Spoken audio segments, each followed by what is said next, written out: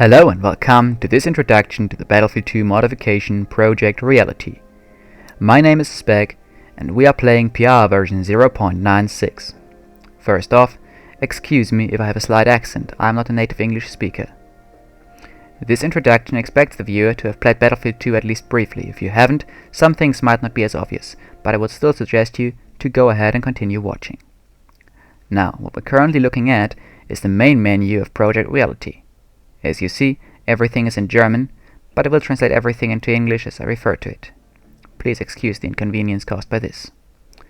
Right. Most of the options in the main menu are of little interest to you. The two main ways to play the game are deployment and co-op. Co-op games are excellent for practice against bots, or for a fun quick round with a few friends. But I will focus on the actually important game type that PR was designed for. Deployment. First, let me show you how to join the game. At first, click Join Game, obviously. Join Internet, more precisely. If no servers are visible, you might need to refresh the server list by clicking this button. As you see, a number of servers have now shown up. I suggest you to join servers with a good reputation. Which ones that is depends on when you watch this video, of course, as servers come and go. Tactical Gamer, for instance, currently enjoys the best reputation and did so for several years. To join a server, click on it and then press this button. I will not click it now, as this game requires me to pay attention and playing would prevent me from teaching you anything about it. Notice that some servers require you to use Mumble, a third-party program. Currently, Mumble is not part of PR itself, although the PR download comes with Mumble, and you should definitely allow it to be installed. There is many tutorials on how to set up Mumble correctly. I suggest you to check those out. The purpose of Mumble is to allow you to speak to nearby soldiers, no matter which squad they are part of, something that is impossible without the program. This is especially important when talking to pilots or drivers and telling them about your destination, or warning friendly soldiers who are not part of your squad during combat. You might also find yourself in need of medical attention, and being able to talk to nearby medics will be a great advantage. We have now joined the server and want to begin playing. To join the game, press the Deploy button.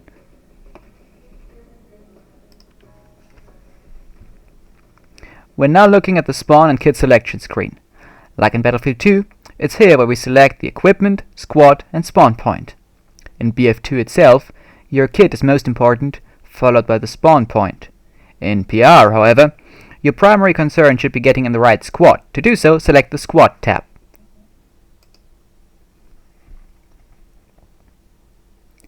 You will usually see a large number of squads here. The name normally indicates the role of the squad in the game. Inf stands for Infantry, in this case, but common names are also things like APC, Tank or Transport, often followed by TW for Teamwork, VoIP for In-Game Voice over Internet Protocol, or Mumble, like in this case, to indicate that the squad requires players to be on Mumble, not just in-game VoIP. I'll join this squad now.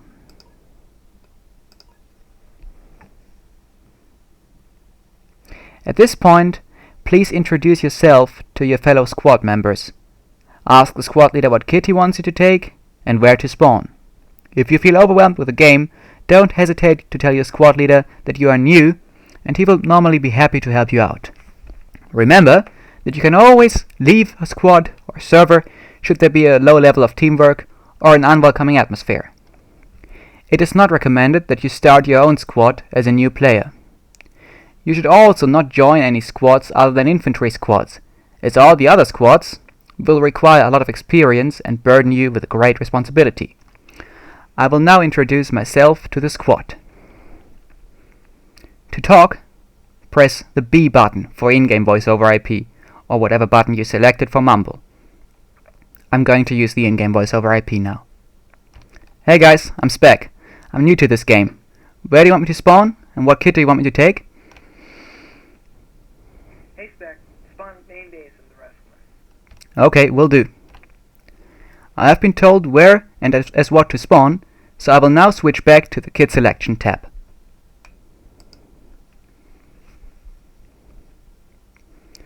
I have been told to select the Rifleman kit. As you can see, it comes in two varieties. One of them is equipped with a scope for long-range combat. The other is equipped with iron sights or an aim point for close-range combat. If you cannot tell the difference between the aim point and scope in this case, don't worry. The upper one is always the scoped one. You can also tell from the little icon in the corner.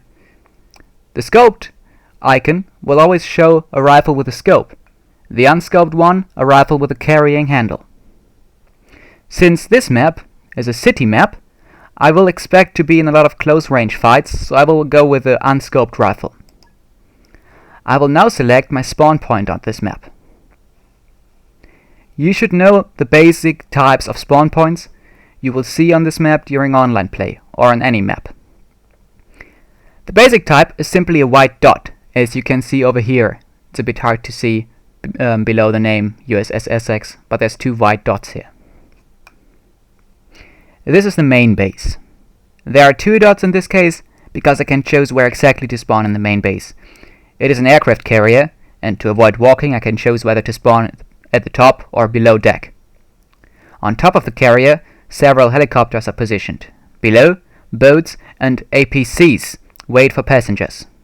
I haven't been told where to exactly spawn, and I don't know where the squad exactly is, but I'll just spawn at the top of the carrier now, which is the left spawn point.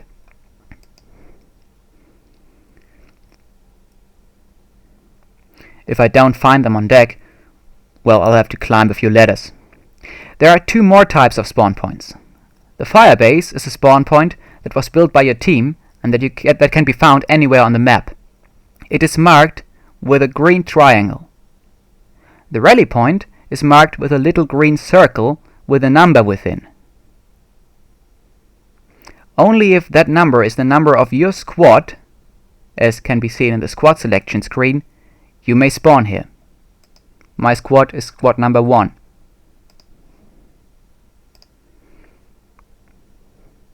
Rally points can be placed by your squad leader and will disappear after a few minutes.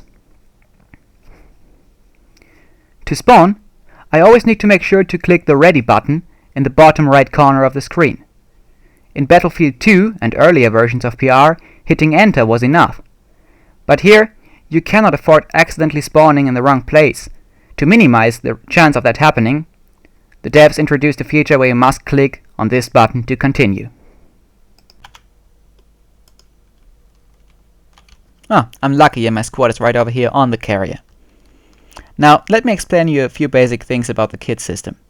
If you press Enter, you can bring up the kit selection and spawn screen. You can close it this way too. I'm going to do this to show you which kits are normally available. In a conventional army, I can spawn with an officer kit, Rifleman kit, Rifleman Specialist kit, Automatic Rifleman kit, or as a medic. The officer kit can only be selected by squad leaders and commanders. Other people cannot spawn with this kit selected. It comes scoped and unscoped. The Rifleman Specialist kit is equipped with a breaching shotgun and a grappling hook, for example to get over walls. The Automatic Rifleman kit is equipped with a machine gun and comes scoped by default. The medic kit is exactly what it says on the tin. I will elaborate details on these kits later. I will now introduce you to the basics about the infantry kits that you should know as you start playing PR. I'm back to the basic Rifleman kit, as this will be the kit you will use the most. With a mouse wheel or number keys, I can select my equipment. I will now select my first item by scrolling and selecting it with a left click. The knife. The knife is a simple but very lethal weapon. The drawback is obvious, as the range is extremely limited. This should never be your weapon of choice unless you run out of ammunition.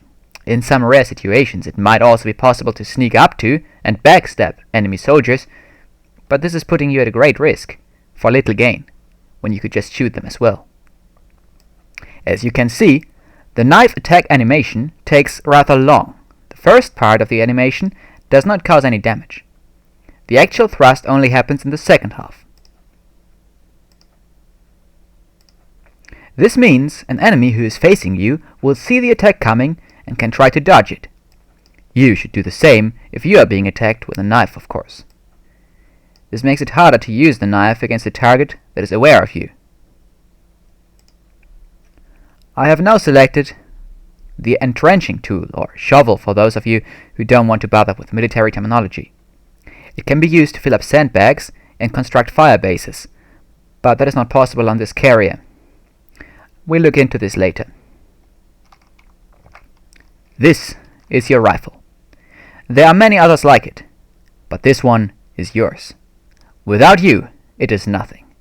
Without it, you are, well, you know where this is going. The rifle is the single most important tool you have as an infantryman, so you should know exactly how it works. If you have the rifle selected already, and select it again by pressing 3 or choosing it in the scroll menu, you will switch to fire mode.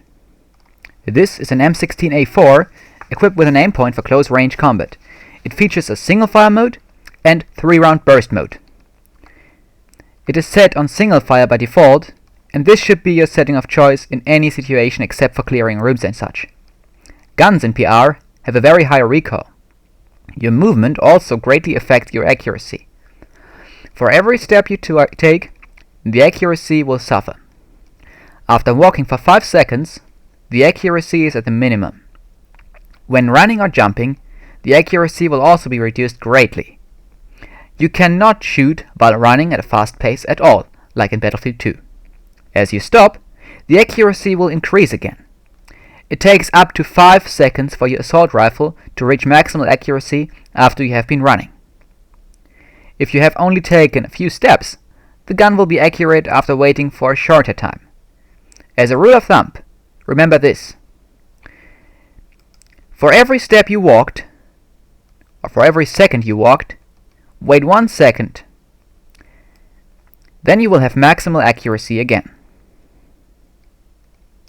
Of course, in close quarter combat, it is not required to wait for maximal accuracy.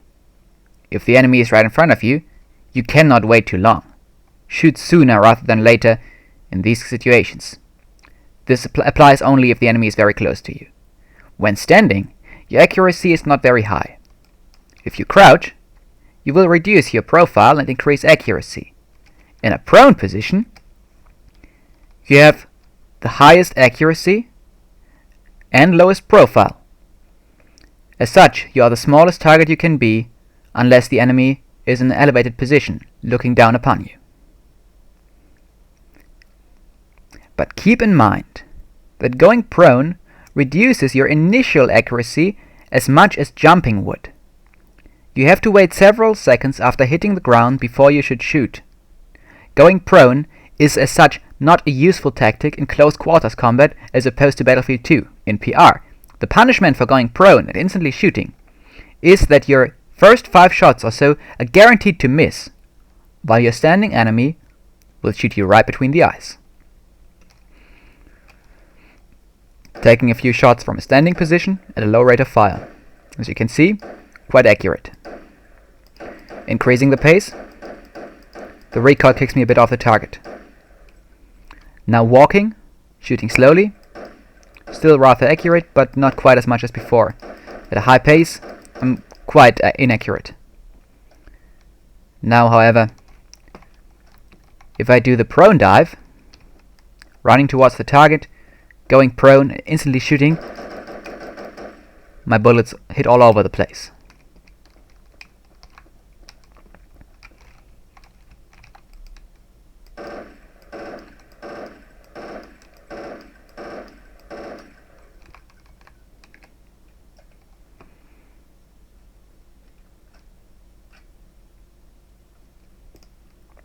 The rifleman carries a bit of additional ammunition for his teammates.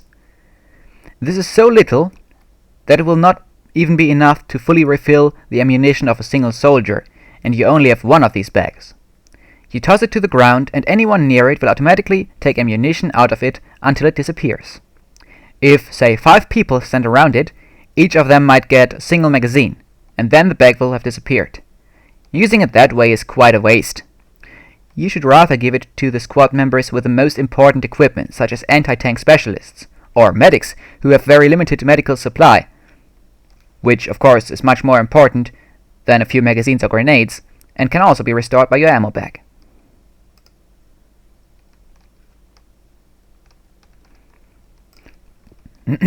This is a frag grenade, as you can see.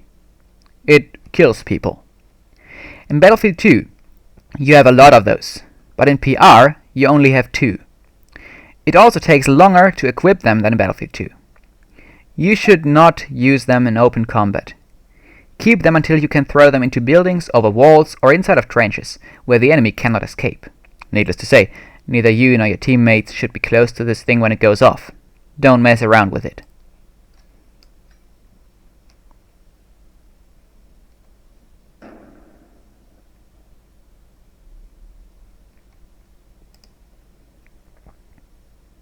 This is a smoke grenade, as you can see. It doesn't kill people. Instead, it provides a smoke screen. In Battlefield 2, it would explode and leave a small cloud of dust, which then disappeared in a matter of seconds. In PR, however, the smoke grenade works a little different. For once, there's a lot more of them. Almost every kit has a few of those, so don't hesitate to use them. They very slowly create a smoke screen, which will be very large, thick, and stay for about a minute. As you see, by the way, I'm using the ammo from the ammo bag and now it disappeared.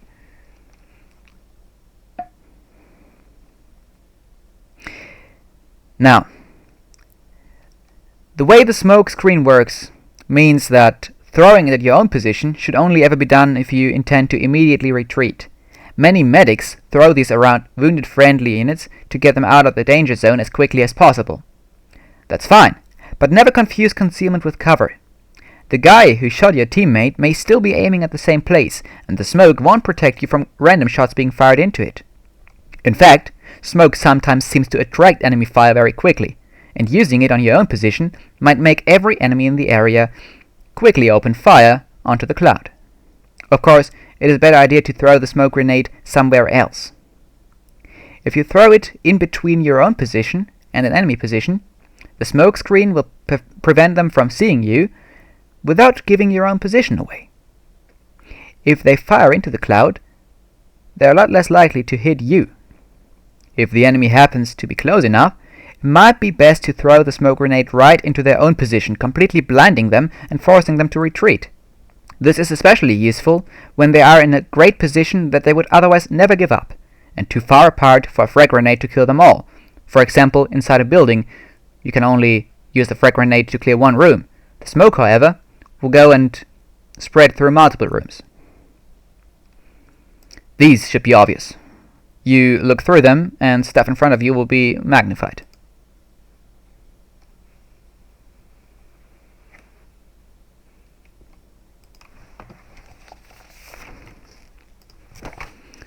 This is the incendiary grenade.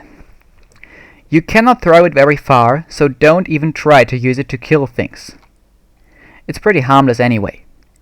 Instead, it can be used to destroy objects, mainly enemy emplacements and fire bases that they have previously built, or weapons caches, which need to be destroyed in the insurgency game mode. I'll get back to that. You can also destroy, for example, enemy ammo crates, which you cannot use, and, for example, abandoned vehicles. When you've thrown it, step back so you don't get hurt by the explosion.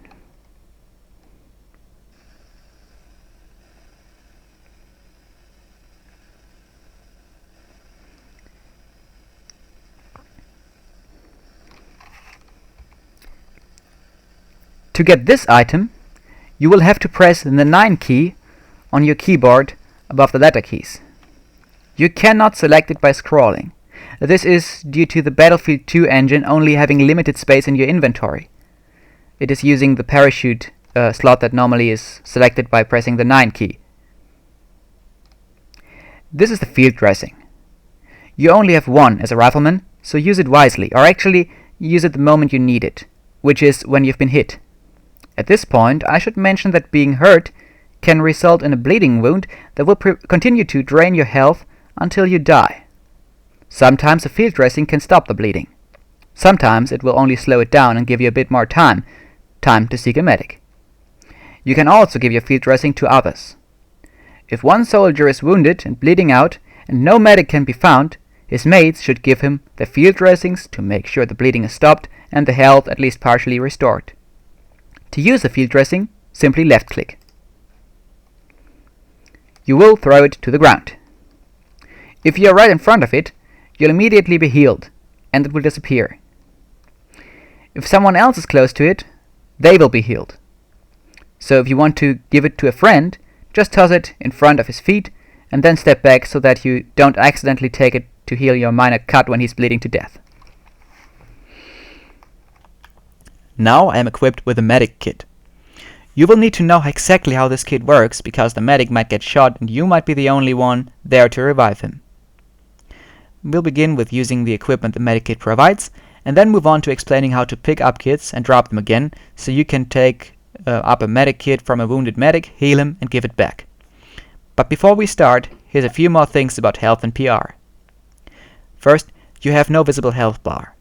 Second, you will die after a few shots, or one to the head. But when I say die, I actually mean you will be critically wounded.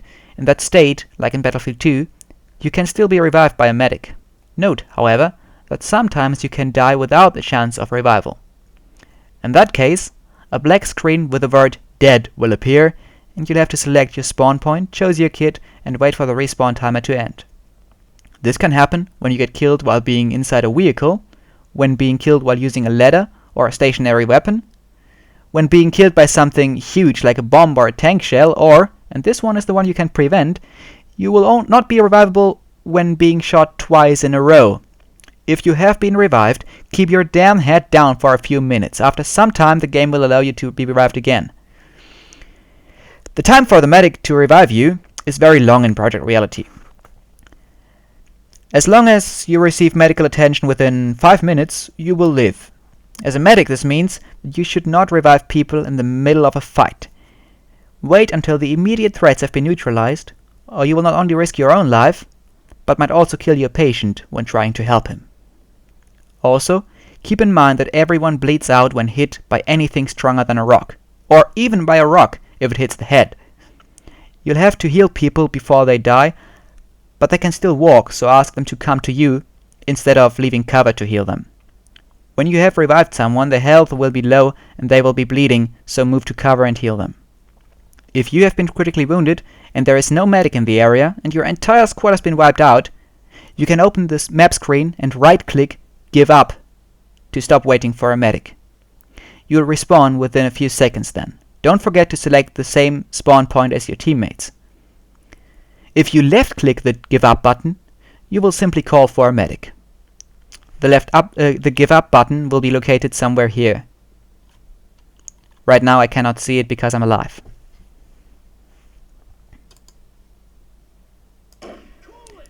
For reasons I cannot explain, my friend here seems to be bleeding.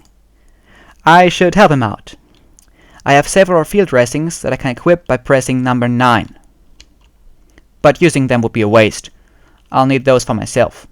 I'd rather use my unlimited medic bag that only works on others. Move close to the person you wish to heal, make sure they don't stare at you, but rather provide cover, and press and hold the left mouse button to heal them. You can only heal one patient at a time, and you cannot do anything else during that time. You cannot toss the medic bag.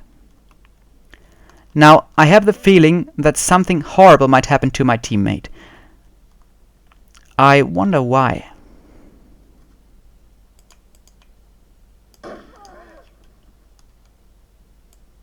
Oops. Forgot to keep the finger off the trigger, I guess. A shame. But I can still help him. This is your second slot. These are bare hands. You will use these to perform CPR. This is not a required step for reviving people, but it should still be done. What it does is that it slightly pushes the body just a little bit. Do it a few times to make sure the body is not stuck on the ground. The ragdoll physics tend to do that in a lot of places on this game, for example on objects or specific places where the terrain is, tends to get people stuck. Use these CPR hands before performing the next step.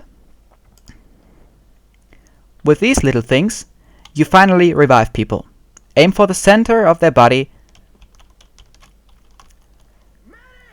and stick this thing in. Ta-da! He lives again. He'll need healing as soon as possible now. I'll now restore his health completely with a medic bag. Keep in mind that your EpiPens are limited. You can only revive a certain number of people before you need to find an ammo source.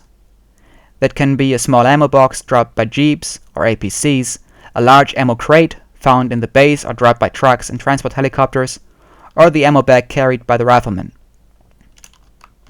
It's important to communicate with people as a medic. Ask them whether they can be revived or not, what killed them, where the enemy was seen, and tell them to follow and cover you as you heal them. To talk to your own squad members, simply press the B button by default. To talk to members of other squads, you will need the Mumble program that I have mentioned earlier. Don't forget to check out one of the many tutorials on how to install and use this tool. Now, the last thing you need to know about the medic kit is how to give it back after having revived a medic, for example. Now, let's look at this situation.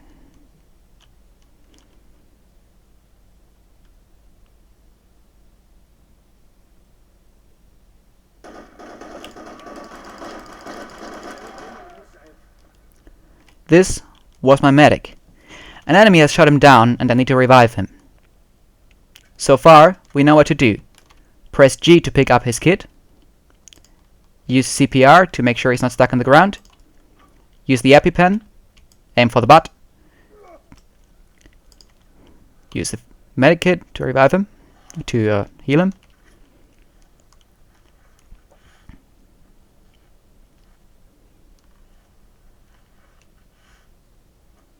But now, we have to switch kits. Let's ignore the enemy kit that's lying around there, because the enemy could have been farther away. Come over here. Now, to switch kits with him, I have to press and hold T, and then right click. You will not see all these things around here, because I'm squad leader right now, and you wouldn't be. Now, I press up the drop kit I just dropped, by pressing G. He can now pick up the other kit. Go pick it up. Now, by pressing G, I can pick up my original kit again. Now, I got my rifleman kit back, or my officer kit in this case. He's got his normal kit, his medic kit, and the drop kit will disappear. Now, I have requested the Specialist kit and am using it right now. The Rifleman Specialist is another spawnable kit that is used very often, especially in insurgency maps. It is closely related to the regular Rifleman kit. However, instead of an ammo bag and smoke grenades, I am now equipped with a shotgun and a grappling hook. Let's look at the shotgun first. The shotgun is an excellent weapon at very short range, such as inside buildings, especially against unarmored targets. As you will see, the shotgun is quite accurate compared to the way most games portray these weapons.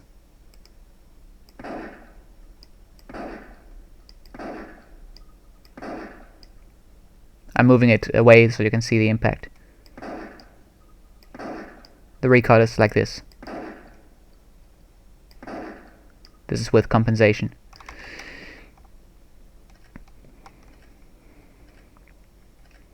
Of course, if I'm not doing anything, the recoil will kick the gun up quite a bit. I'm always holding against the recoil, moving the mouse downwards. If I wouldn't, then yeah.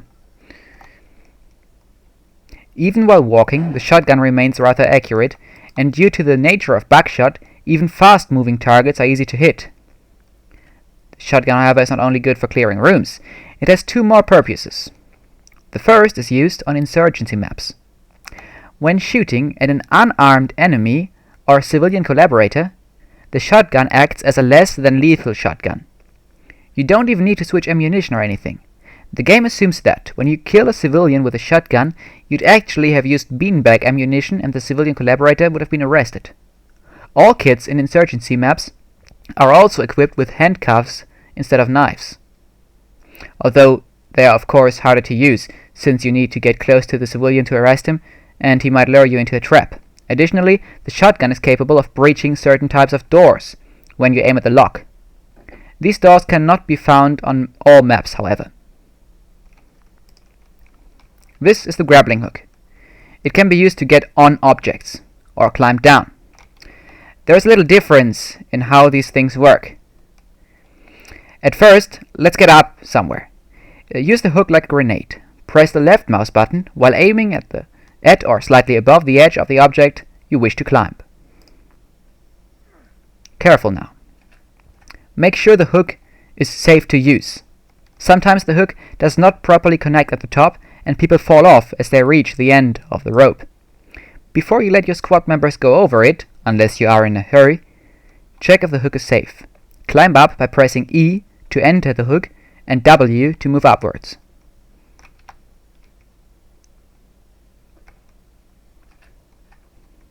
This time it worked. If it hadn't, I would have been quickly needing to press E again before I hit the ground. I would then have had to pick up the rope by pressing G and throw it again until it worked.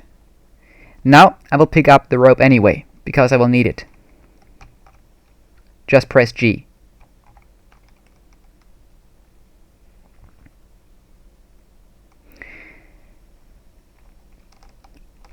I will now use the rope to climb down.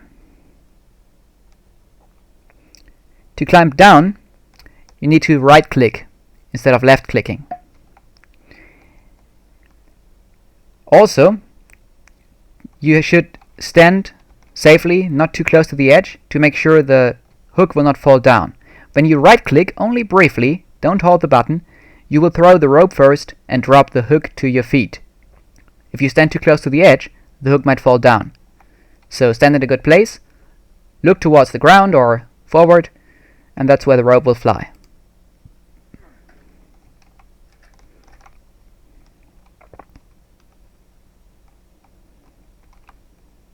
Now, I just press E again to use the rope, and S to climb down. Bit silly because the ladder was right here, but well.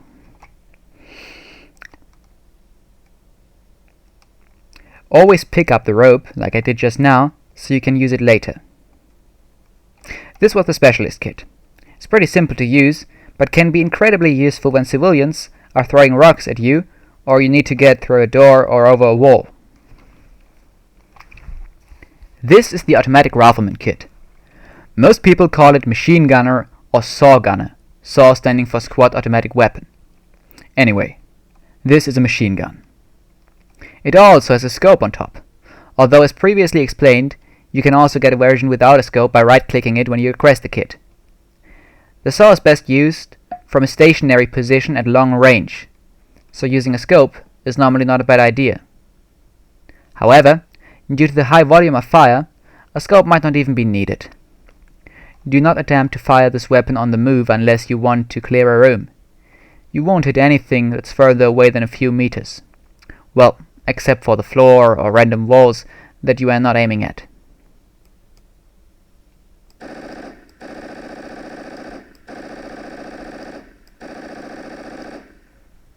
That wasn't very accurate, as you saw.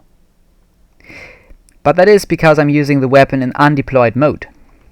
When in a stationary position, you can rest the weapon on the ground. You can also use the same mode when standing behind cover, such as in a window. All you need to do is selecting the second machine gun in your inventory or by pressing the number 4 on your keyboard. It is not actually a different weapon, it merely changes the way you hold it. I will now go prone and deploy the weapon on the ground. Now the weapon is impossible to use without aiming properly. Trying to use this mode on the move will result in bullets landing all over the place, but nowhere near the enemy. Even after moving, it takes several seconds before the gun becomes somewhat accurate again. Use this mode when you have been standing somewhere for a while already and do not plan to move anywhere. Then, however, this gun is one of the most accurate and deadly weapons around. You need to scope in, or sight in with the iron sights, and then blast away. Use controlled, short bursts.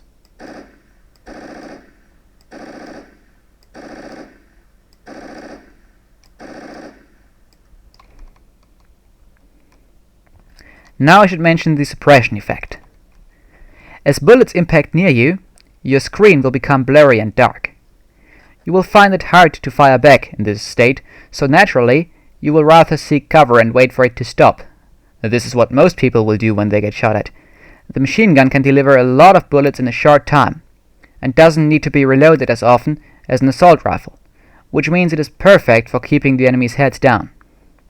Just shoot at their suspected position, and they'll crawl into a corner because their screen will constantly be under the suppression effect. Of course, if they are stupid enough to poke their head out, shoot them. Your gun doesn't need to scare people, it can also kill them.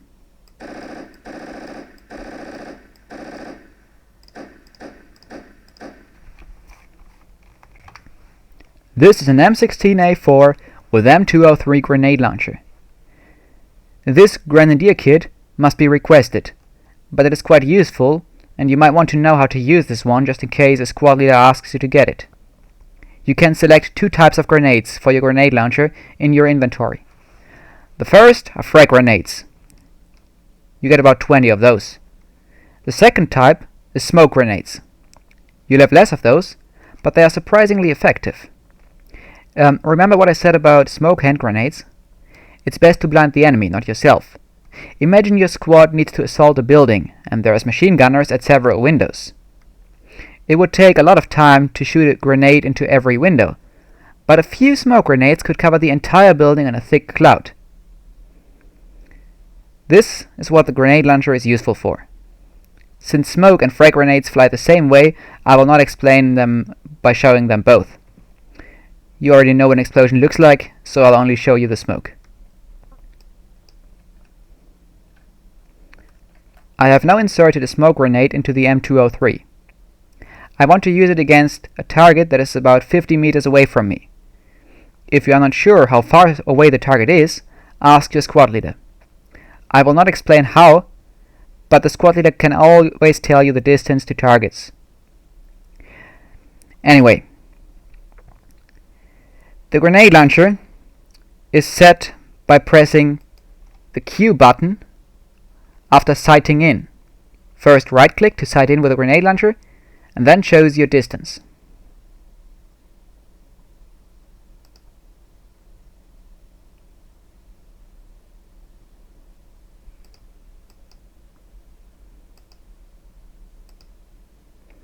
.50 seems most appropriate in this case.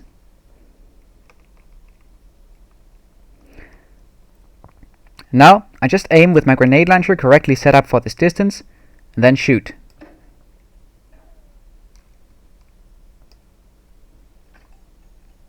As you see, there's a large cloud of smoke that instantly appeared. No need to wait with these.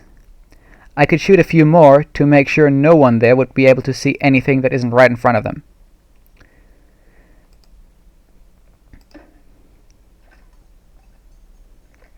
That one bounced off, and I will explain you how that happened. There's two things you should know about the grenade launcher.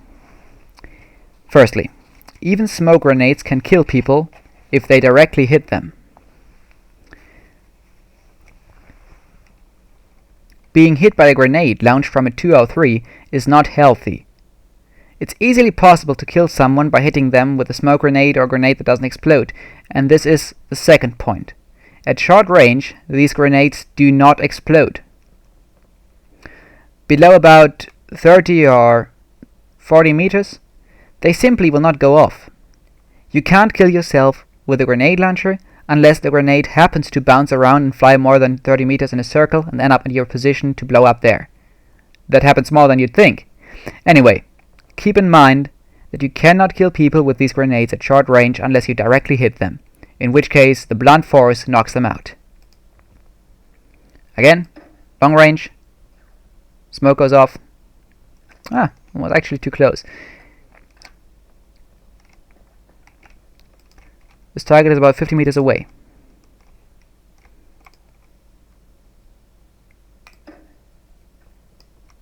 Much better. This is a long-range weapon. Do not try to use it on short range. It's unlikely you will kill someone with a direct hit and it will not explode. At least not here. It might bounce away and explode somewhere else.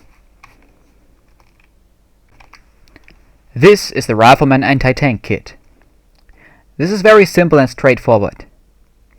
It is one of the limited kits that you will use the most. It's basically the same as the normal Rifleman kit, but instead of an ammo bag, you get a light AT weapon.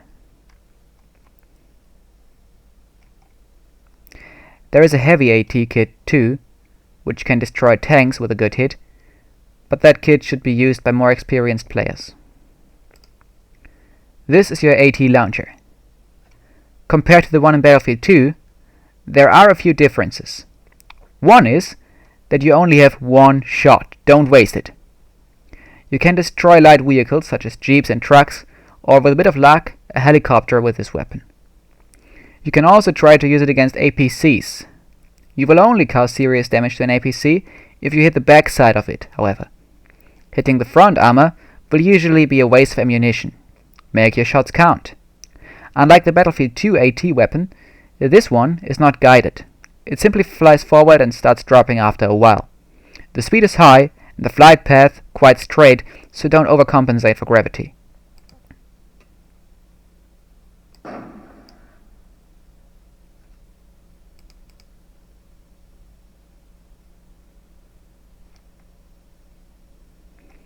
It's simple as this.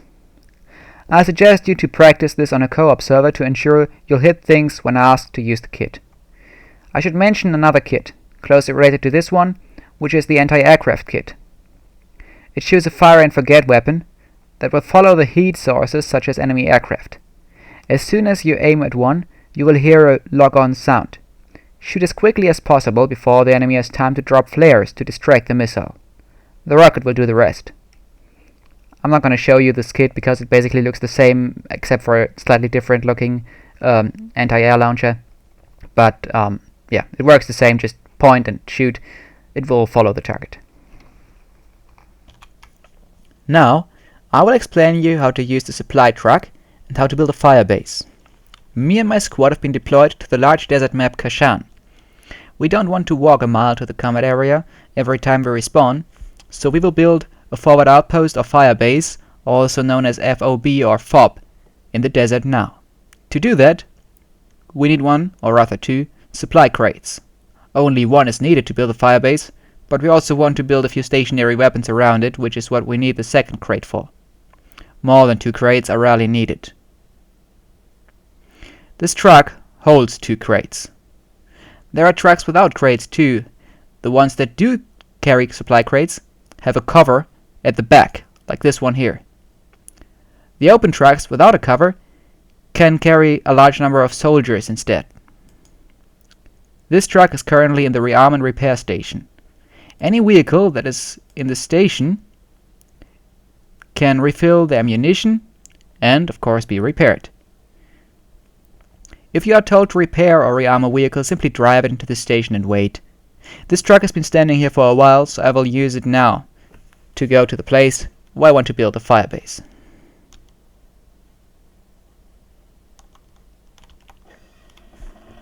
Using the truck is as simple as it was in Battlefield 2.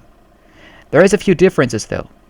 The main difference between the vehicles in Battlefield 2 and PR is their value. In PR, it can take up to 20 minutes for a vehicle to respawn, especially heavy vehicles like a tank. This truck respawns 5 minutes after being destroyed. In Battlefield 2, vehicles that were left alone for a while will explode and respawn at the base. In PR, this will not happen. If you leave a vehicle somewhere, you can always go back and use it again. Keep in mind, though, that crashing the vehicle and getting stuck will also mean that you either have to use another vehicle to push it out of the ditch it is stuck in, or will have to destroy the vehicle so it can respawn.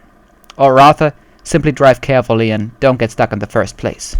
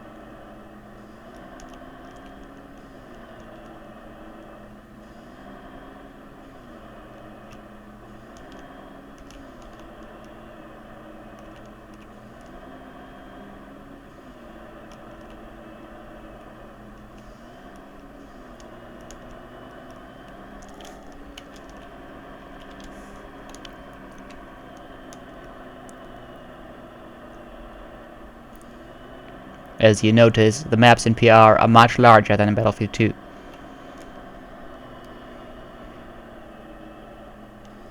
Looking at the map, you can see how big it really is. This means it is important to place these fire bases, because another important thing is, you cannot spawn on flags.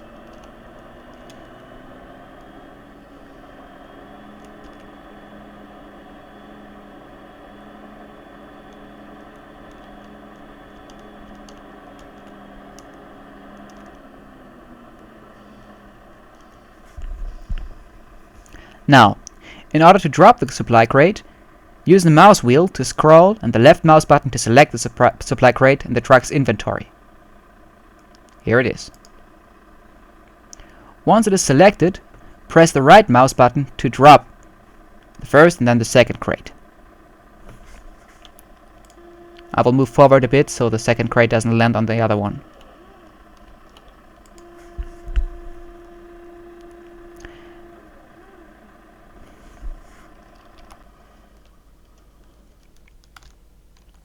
Now we will start to build the firebase. My squad leader will request the build permission with his radio. This will spawn the base of the structure we want to build. It's important to stay clear of the place. Don't stand in front of the squad leader when he's requesting the build order, or you might get killed in the process. We'd be ready, please deploy the FOB.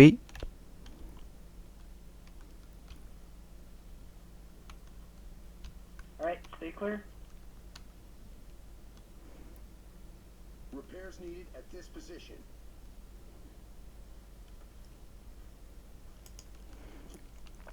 This is what the shovel is used for. If your kit does not have a shovel, you can always request the Rifleman kit if you are needed to help out. Otherwise, you can cover the area while your squad mates dig. What we currently build is the basic firebase. Building defensive structures generally works the same, so I will not cover that. You should also know how to destroy a firebase. As you know, people can spawn here. If you find an enemy firebase, you can prevent the respawns by simply moving near it. To completely destroy it, you can do two things. You can simply drop one of the incendiary grenades onto the firebase, burning it, or take the knife and knife the radio. This will make the firebase collapse on top of you, however, so it's a very risky thing to do. To spawn on a firebase, simply select the firebase on the map once it becomes clickable, which can take a while sometimes. Since building is in progress right now on the firebase, I can show you a kit that I haven't shown you previously, which is the AA kit, Handheld Anti-Aircraft Kit. The way it works is quite simple, and I will explain it later again with the stationary AA weapon. You basically just point it in the air, and as soon as an enemy helicopter will be near it, you will hear a sound. Most handheld AA kits will not show you any indicator, it will just be a sound, so don't expect to see anything other than the helicopter and hearing a sound when you use this gun. That's basically it. You can try to use direct fire, but I wouldn't suggest it unless the helicopter is very close. The splash damage, as you see, is massive. Using against infantry is well possible. I hit way over there, and yet I'm bleeding over here. Due to the lack of accuracy of this weapon, however, it means you could also kill friendly units when using it, so you should try not to fire it in the ground. Just shoot it in the air, and you should know that the splash damage is useful for taking out a chopper, even if you miss the helicopter a bit, or a plane or whatever, due to flares distracting the missile. It could still go off close enough to cause damage. We have now added a few more structures to our firebase. This is the 50 caliber machine gun, stationary weapon. It's very accurate, and kills a man in a single shot, and can even destroy vehicles.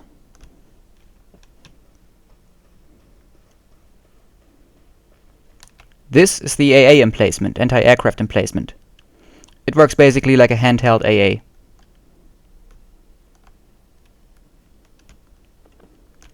This is the Mortar.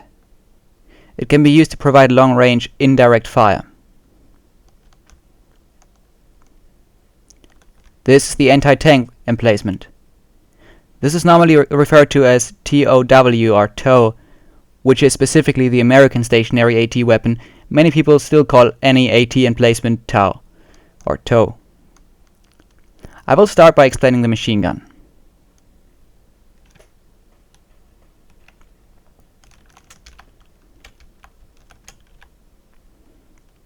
This heavy MG can rip enemy trucks, jeeps and even helicopters apart, as well as infantry, of course. When you first enter it, it takes a while before you can start shooting. You can zoom in and use the iron sights of this weapon.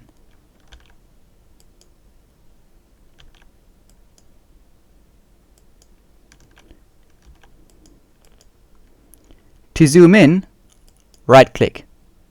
To use the iron sights, press C. You can do both, of course.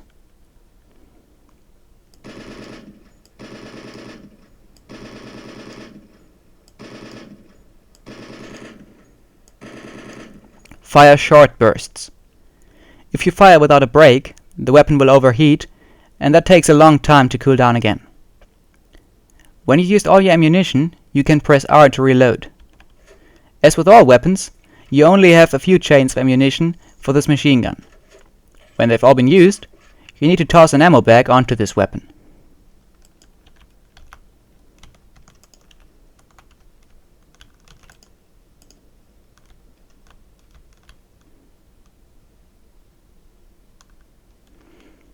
If enough ammunition has been used, the weapon will pick up the ammo bag by itself.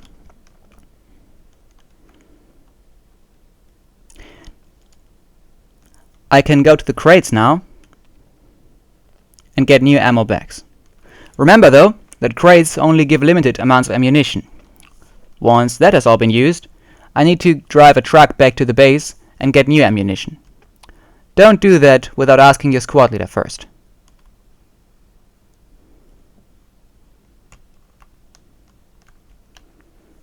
This is the TOW.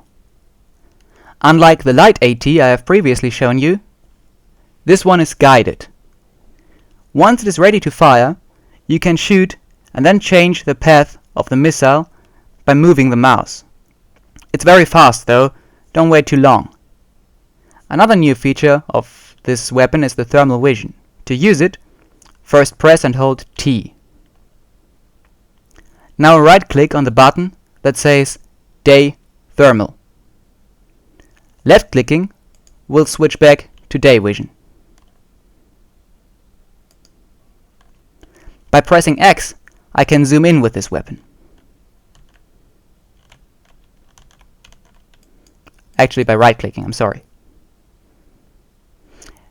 As you see, I've zoomed onto this truck over there. On thermal vision, it is brighter than the area around it.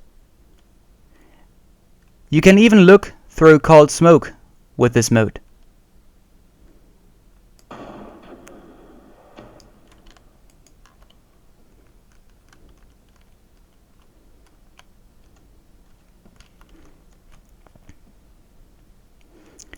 This is the AA emplacement. As I said, it works just like the one you've already seen. When you see an enemy helicopter, you get a lock-on sound.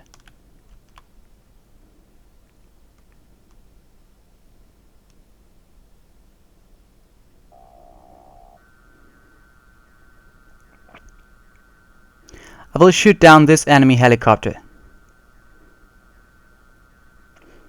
Make sure not to wait too long like I do right now, for demonstration purposes of course, or the enemy can drop flares that will distract the missile. I have asked this pilot not to do so. Pilots are the only ones equipped with a parachute, by the way. If you shoot down a helicopter and the passengers survive, they'll probably still fall to their death. The pilot, however, can jump out and will normally try to get away again. Being a fair player, I normally don't shoot pilots who are only armed with a pistol when they've been shot down. However, shooting down is no problem.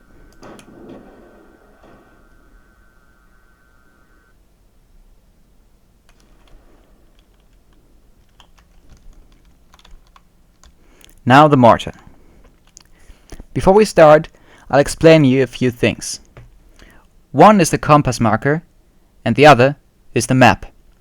The compass marker at the bottom of the screen shows you, with an arrow, the direction you're looking at. Your squad leader can place a marker on the map. The direction of that marker will be shown on your compass by another arrow. If you line those two up, you're looking directly at the marker. Squad leader, requesting marker on the target vehicle. Marking target.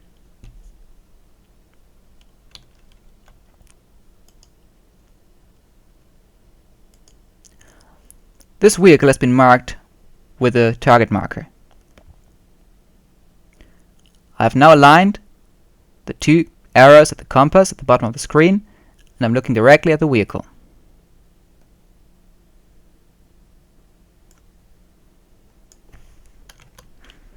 Here you can see the same marker on the map and the vehicle. You should also know how to refer to map locations. As you see, this map has a grid system. The grids are referred to as Alpha, Bravo, Charlie, and so on at the top here, top line, and the rows as 1, 2, 3 through 13.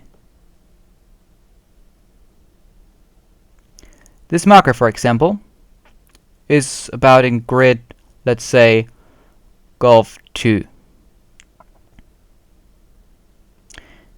As you see, there is smaller subgrids within the grid. I can zoom in to show them.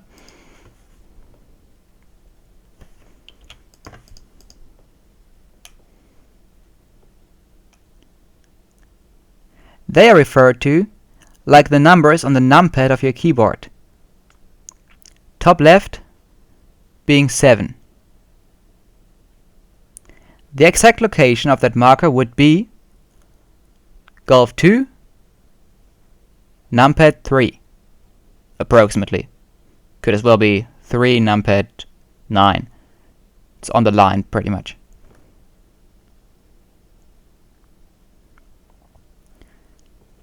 As a mortar user, you will be told which position to attack. The squad leader will place a marker for you, and you can move the mortar to align it with a marker. I will now enter the mortar. As you see nothing. But don't worry, for now I'll simply use the A and D keys to move the mortar until the two arrows are at the same place.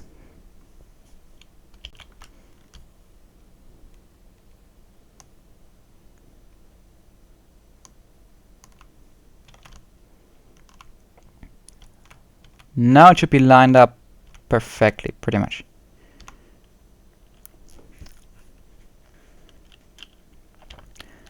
Squad leader, please call in fire mission.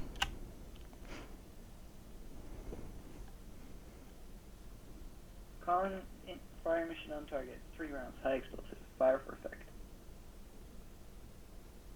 Marking target. Wait for a bit.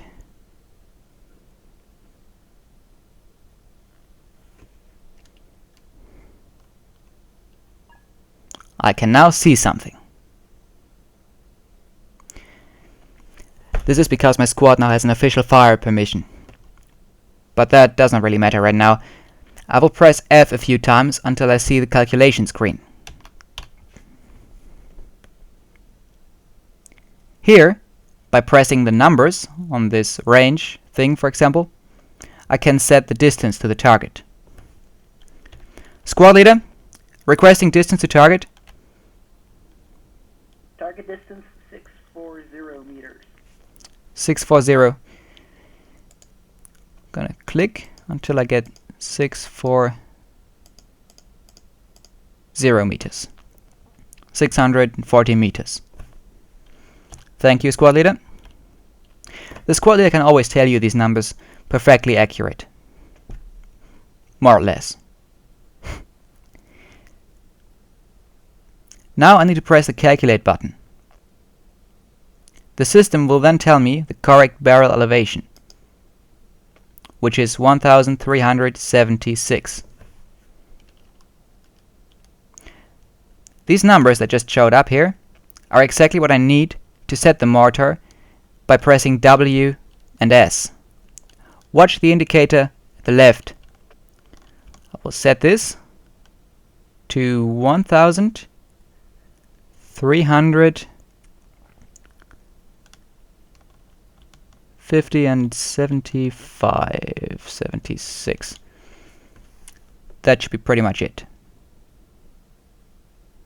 Now I'm ready to fire. By pressing F I can switch through the ammunition types. I have been asked to use high explosive rounds. They have now been selected. By left clicking I fire them.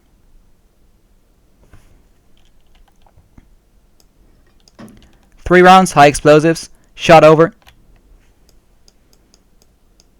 Shot out.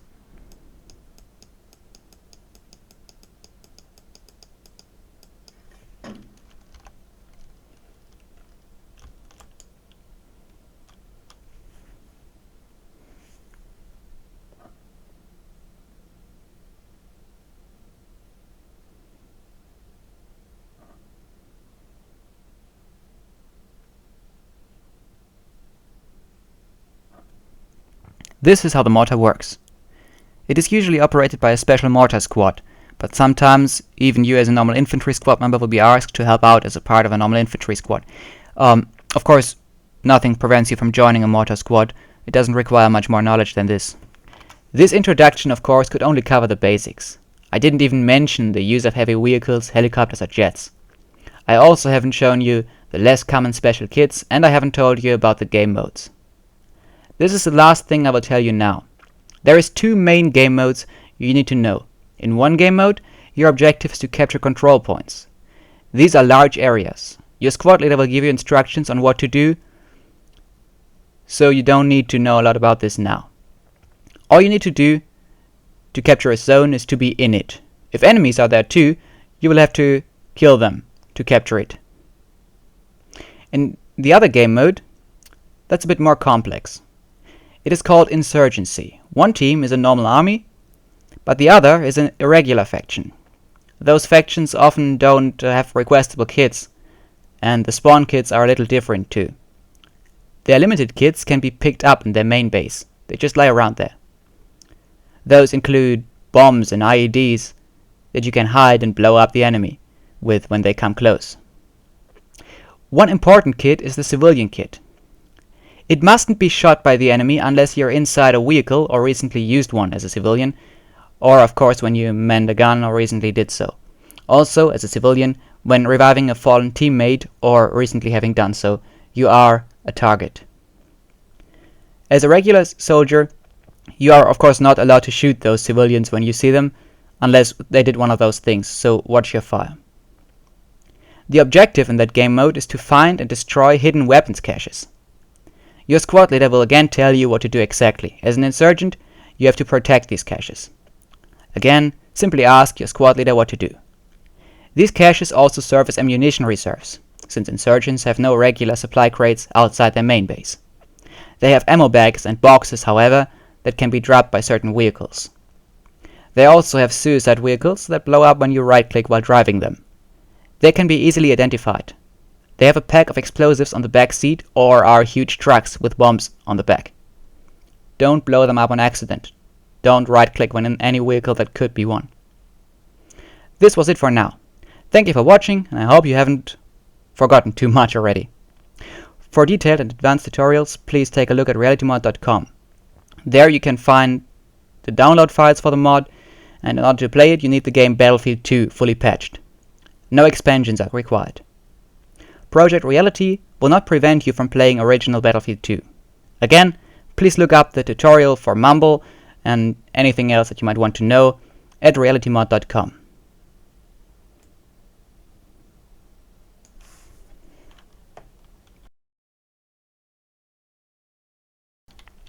Whippy ready. Please deploy the FOB. Alright, stay clear. Repairs needed at this position. This is what the shovel is for. Wait, I just told that over VoIP. Shit, sorry, start again. I did press the wipe button for that. Why the hell did I do that?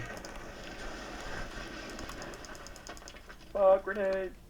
Sorry, I pressed the wrong button. Okay, restarting. Sorry. And I'm still recording this shit. Grenade.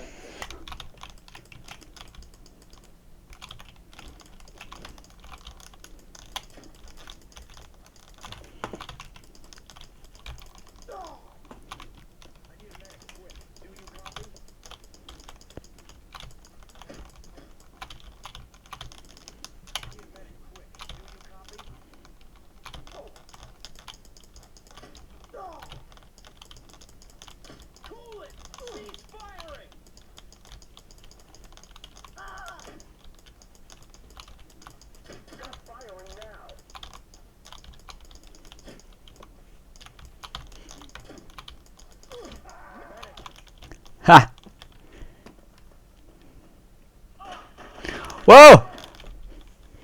Ha! Sucker.